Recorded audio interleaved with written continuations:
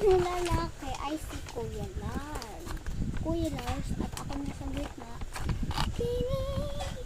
At ako, eto naman si Ashley. So, alam ko favorite nyo na mga babae, color pink. So, alam ko. So, hindi nyo mag-guess ang ano ko. O, sige, sabihin ko sa inyo lahat. So, color black, alam nyo na lahat. At greeny.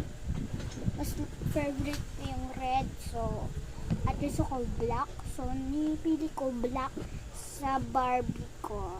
So, ano siya, parang kahoy siya. Grabe na ano, yung upuan niya nila eh. Tignan nyo naman. So, goodbye. Yun lang. Yun na, B! Ang skin eh!